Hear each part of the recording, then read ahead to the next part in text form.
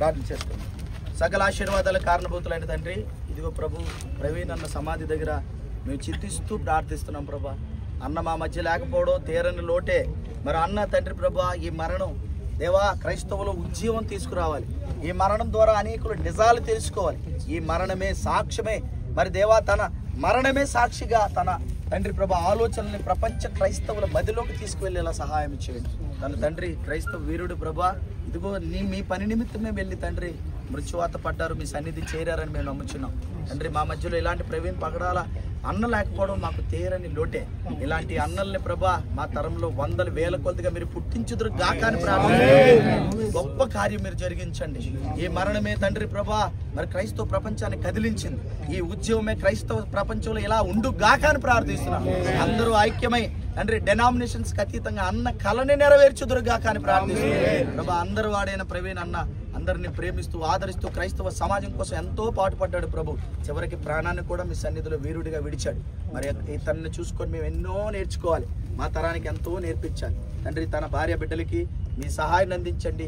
ఆ కుటుంబానికి మీ ఊరటనివ్వండి దేవా. మీ సహాయాన్ని అనుకుని తన లేని లోటు తన కుటుంబానికి క్రైస్తవ ప్రపంచానికి తీర్చమని ప్రార్థిస్తూ కూడి వచ్చిన అందరినీ మీరు దీవించండి. బిడ్డలందరూ ఇలా ఉద్యోగంతో మీకు పని కొరకు విప్లవ వీరుల్లా పనిచేయలాగా ఆశీర్వాదాలు ఇవ్వమని యేసు నామములో అడుగుచున్నాం తండ్రి.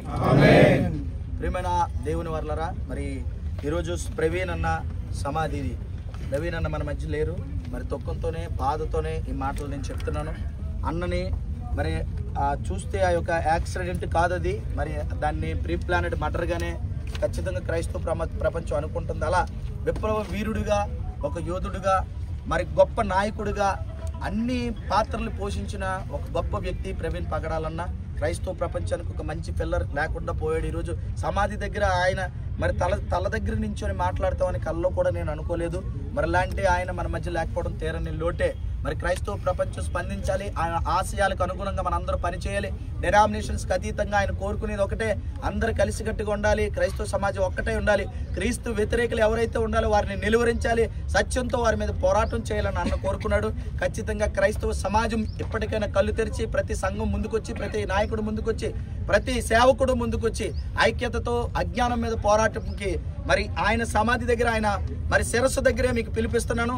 ఖచ్చితంగా ఈ తరాన్ని మనం కాపాడుకుందాం. ముఖ్యంగా ఈ యొక్క మరణం మిస్టరీ వీడినంత వరకు కూడా మనం నిద్రపోకూడదు. ఈ మరణం మిస్టరీ వేడాలి. అన్న సమాధికి చేర్చిన మరి ఎవరైతే ఉన్నారో, ఒకవేళ ఉంటే వాళ్ళు కఠినంగా శిక్షింపబడాలి. మరి అలాంటి వారు ఎవరైతే ఉన్నారో ప్రభుత్వాలు వారిని పట్టి బాహాటంగా ప్రపంచానికి చూపించాలి అని మేము డిమాండ్ చేస్తూ ఉన్నాము. మరొకసారి క్రైస్తవ ప్రపంచానికి నేను ఇచ్చే పిలుపు, కలిసికట్టుగా ముందుకు వెళ్దాం. ప్రవీణ్ అన్న ఆత్మకి శాంతి ఎప్పుడు ఉంటుందంటే మనం అందరూ కూడా కలిసి ఉన్నప్పుడే. ఆయన సంతోషంగా ఆత్మీయంగా దేవుడి దగ్గర ఉంటాడని నేనైతే ఖచ్చితంగా నమ్ముతున్నాను. కాబట్టి ఆయన ఆశయాలు మనం నెరవేరుద్దాం, కథం తొక్కుదాం, కలిసికట్టుగా ముందుకు వెళ్దాం. దేవుడు మరి ఆయన ఆత్మకి శాంతి చేకూర్చును గాక. థ్యాంక్ యూ అండి.